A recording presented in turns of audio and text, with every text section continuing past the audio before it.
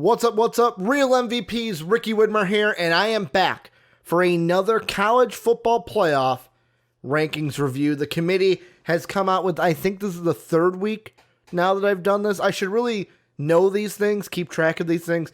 I think it's the third week that the committee has come out with their college football rankings. I'm going to do what I always do. I'm going to talk about it. I'm going to react to it. What am I thinking following the committee's rankings? Before I get into everything, though, make sure to check us out, patreon.com/mostvaluedpodcast. That is where you can help support us. Make sure that we can get our own studio, that Ricky's not using a home studio, that we're not renting out, or I shouldn't say renting out, because Pete is gracious enough to let us use the studio that he has, that we're not being loaned a studio that's not our own. That's really the big goal that we want, is we want to be able to have our own space that we can call our own. Patreon.com/mostvaluedpodcast is how you help us out there. $1, $5, $10. We have different tiers. $1, you can be a part of our Discord, where not only do you get to chat with all the patrons and us, we do watch-alongs for basketball. So if you're a basketball fan, we do some watch-alongs. We might do that for football in the future. Who knows? Then we got the $5 tier where you can ask your questions to podcast, and then $10 tier where you get to join the podcast and talk about whatever it is you would like to talk about with whatever podcast crew you pick for that month. So go ahead, check it out. Link is down below in that description. But let's go ahead and get started. Let's dive right in to these rankings. And if you're looking at the top six, nothing changed. We still have LSU at number 1. We got undefeated Ohio State at number 2. Clemson, who's also undefeated, at number 3. Number 4 is still one loss Georgia. 5 is still one loss Alabama. And then we still have one loss Oregon sitting there at 6. And when it comes to the top 6, I have no problem with this. Everyone took care of, like, LSU beat Alabama. Like, here's the thing that, the only thing that I look at is, the only gripe I could have with this is maybe switching Oregon and Alabama based off of two things. One, Oregon won, Alabama lost. So, I mean, there's that. So it's like, okay, flip them. But number 2, Alabama going forward, are they going to be the same team without Tua Tagovailoa? And I mean, those are two things. I know what you're saying. Well, Ricky, we got to let them prove what they can be without Tua. You can't just move them back just because Tua got injured. But I mean, they're going to be a different football team. In my mind, they will. Different quarterback, different skill set. However, I say that and watch. They're just going to be the same well-oiled machine like they have been year after year after year. That's the only complaint, if I'm using air quotes, that I could make, is maybe switch Oregon and Alabama. But the top 6 really doesn't do anything for me. It's everything underneath that kind of switched around, because if you look at 7 through 1, I'm going to go 7 through 10. If we round it out, the rest of the top 10, that's where all of the interesting stuff for this week went on. You've got Utah stayed the same there at 7. So you're like, Ricky, wow, way to keep it interesting where you have 7 being the same team. But after that, Penn State moves up. They're now at 8. Oklahoma moves up 1. They're now at 9. And then Minnesota drops back to 2. They're now at 10. And the reason why I say that this is intriguing is because, first off, I'll start at 10. Minnesota, I think, is done. They've got, Northwestern and Wisconsin left, and then possibly Ohio State in the Big Ten title game. I don't see them beating Ohio State, and I don't even see them maybe, if Iowa was able to beat them, I think Wisconsin will be able to beat them, so maybe they go 1-1 in their next 2, then lose to Ohio State. A 3-loss team is not getting into the playoff, plus, let's say they win the next 2, lose to Ohio State, boom, a 2-loss team is not getting into the playoffs. So that's why I think Minnesota's done. I didn't see them getting into the playoffs anyways, but they're done. They're just at 10 right now, and they may fall if they lose to Wisconsin and then Ohio State later on. Oklahoma and Penn State, though, everything from 7 to 9 is where things get their juiciness. Because, first off, Oklahoma, What a comeback they had this past week, down 28-3, the one lead you never want in football. I was actually talking to one of my coworkers today, and he's like, yeah, you're going to go up 28-3, just miss the extra point. Just miss it. So you're up 27-3, and then you don't have to deal with that bad curse. Because, like, you look at the last few years, Patriots, 28-3 comeback. My Illinois Fighting Illini, 28-3 comeback. Now Oklahoma, 28-3 comeback win. So, I mean, they are now kind of shot in the arm.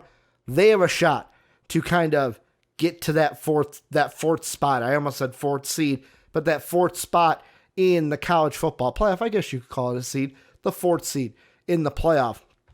Then you have Penn State. Although they lost to Minnesota earlier, they've got a game to play this week against Ohio State. And if they can somehow upset the Buckeyes, that would be not only shake things up in the top six, maybe knock Ohio State down a peg, but that would also bring Penn State back up. Because remember, in the first committee playoff ranking, Penn State was at 4 before they lost to Minnesota and got knocked back. And then you've got Utah, who they will probably win out. And I'm going to pull up really quick who they've got in their remaining games. And yeah, they've got Arizona and Colorado. So I'm assuming that they win out. And then that would mean we set up a number 6 versus number 7, Utah versus Oregon matchup. Because the Tua injury kind of sets all this up. If Tua was not injured, I would be coming into this video going, what's probably going to happen is LSU wins the SEC, Ohio State probably wins, Clemson probably wins, boom, Alabama is now number 4. However, now that Tua's out, I think everything for that fourth seed is wide open. Because in my mindset, I don't see Georgia beating LSU. So because of that, Georgia's not going to be in the playoffs. Then Alabama, like, if Tua was playing, if Tua was healthy, I picked them to win the Iron Bowl. Now, I think it's a 50-50 game. I think that Auburn now has more of a shot in that game to upset the Crimson Tide. It's a rivalry game, so you always got to go into it with that kind of flip of a coin mentality. Like, rivalry games in football are so weird. Like, even if a team is down and out and has nothing to play for, you kind of play like, okay, this is our Super Bowl. And I think Auburn now, coming in with that mentality, can now maybe get the upset without Tua out there. So if Alabama loses, their playoff hopes are done. Then you look at Oregon and Utah, and it really comes down to the committee of a couple things. First off, the Big Ten, because that's going to settle itself. If Penn State wins this weekend, they're in. No question about it. They will be, well, I shouldn't say they're in. They still have to take care of business in their last 2 games, which one of them would be the Big Ten title game. But if they can win out, they would most likely be in because they'd have a win over a playoff team.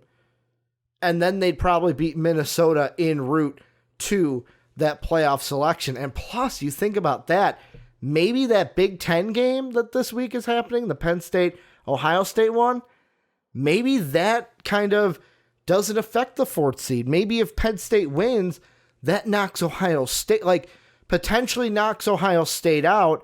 Or with the Big Ten, we have kind of what we thought with LSU, Alabama. So you could either see Penn State take Ohio State's spot, or Ohio State can do what Alabama did to them many moons ago, but it wasn't that long ago, when Ohio State got bumped out of the playoffs to an Alabama team that did not have a conference championship. So there's a possibility of that, but let's be honest. I got the Buckeyes winning, so I don't think that becomes a big problem.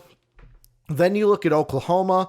Right now, unless like it's catastrophic, unless both Oklahoma or Baylor lose both of their remaining 2 games in the Big 12, we're probably getting set up for a Oklahoma-Baylor rematch in the Big 12 title game, which is going to be a hell of a game. That game, I don't think it's a for sure Oklahoma win. They would have to go in there and beat Baylor yet again, but if they're able to do that, they can say, hey, Now we have 2 wins over that Baylor squad that is a pretty good squad. So, I mean, let me kind of backtrack. Penn State loses, boom, they're out. They're with Minnesota. Then that means you either have, if Oklahoma wins their Big Ten title game, the committee then has to choose between an Oklahoma or an Oregon and a Utah. And that's where I was kind of going to get to the main point is I think the big thing that all these dominoes are kind of leading to is all this year, everyone's been talking about how, the Pac-12, they might be left out of the playoff again. They might be left out. Well, now that 2 is gone.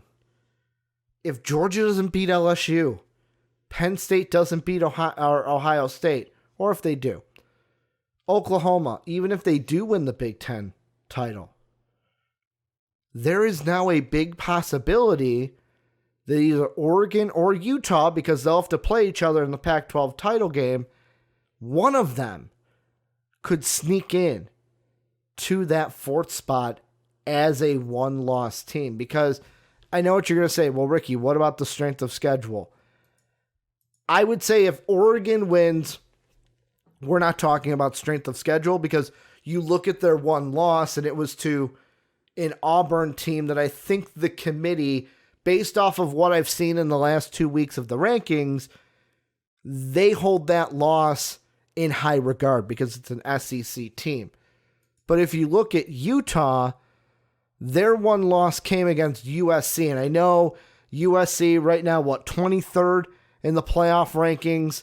They're trying to make a comeback. If Utah loses one of their next 2, which they play yet again, Arizona and Colorado. Arizona's a 4-6 team. Colorado right now also 4-6 overall. So, I mean, you look at that, neither of those teams are good in conference either. Both of them are 2-5 in the Pac-12. So, I mean, unless one of them has a miraculous upset over Utah, then we're probably looking at Oregon and Utah in the Pac-12 title game. The Utah one becomes the interesting one, because if they win, then we kind of look at it and say, okay, out of the 1 loss, then to me we weigh out Oklahoma versus Utah, because Oklahoma's 1 loss this year was to, and I'm blanking on it, it was to Kansas State. So, I mean, yeah, you know what? Utah would still probably win that battle. They would still probably win. However, you look at Oklahoma, I know that people are going to say, well, Ricky, the Texas win isn't that big of a win anymore. They still had a win over Texas this year. They would have had then 2 wins over Baylor. And then the biggest win that Utah would have been the Oregon game. So, I mean, it's all still got to play out. But with me kind of sitting there, how things are going to go from here, I think LSU is going to be an undefeated playoff team. This week's going to be interesting, Buckeyes and Nittany Lions. However, I don't have faith in James Franklin to get the job done. So I'm going to go ahead and say the Buckeyes, undefeated playoff team. Clemson, same thing, undefeated playoff team. It's just what goes down for that 4th spot. If LSU's undefeated, that means Georgia is out because they would have 2 losses then. Alabama's interesting. I'm going to say they lose the Iron Bowl. That's kind of where I'm leaning, although I said 50-50. And then that means to me the winner of that Pac-12 title game, either Oregon or Utah, gets in with that 4th spot. However, it would be Oklahoma in the end. So if I'm predicting from this point based off of what I'm seeing the rankings as right now, I'm going to predict my final rankings at this point. Of course, everything changes after a week of games, but number 1, LSU. Number 2, Ohio State. Number 3, Clemson. Number 4, I'll go Oregon to beat Utah, because I think that's what I said in the preseason for my predictions. And then I'll say Oklahoma at number 5. And then what? That would leave Minnesota would have a loss, so they'd probably bump down. So what? Probably like a Florida team? A Florida team at number, let's see, are they the next ones down? Yeah, probably a Florida team or a Wisconsin team at number 6, whichever one of those teams ends up to be ranked higher in the rankings previous to. So that's kind of what I'm thinking. The only other question that I want to ask you guys is Ohio State LSU. I know Paul Feinbaum said this week, or I think it was earlier today on ESPN, that if Ohio State beats Penn State, this will be the last week that LSU is ranked number 1. I personally would not do that. Like, if they beat Penn State, that's great, but I don't think that's enough for Ohio State to jump the LSU Tigers. I just want to know what you guys are thinking. If Penn State loses to Ohio State, or I should say if Ohio State beats Penn State, do you think that that should be enough for Ohio State to jump LSU and be the number 1 team in next week's college football playoff rankings? But as always, let me know what you guys think down below in that comment section. Also, you can hit me up on Twitter at Ricky Widmer. I know that Damascus hit me up on Twitter today. You got your answer, kind of your answer. I know I didn't give you exact bowl games, but that would be my playoff of what I'm thinking it's going to be at the end of the year. Let me know what you guys think on Twitter or down below. And as always, have a good day, everybody.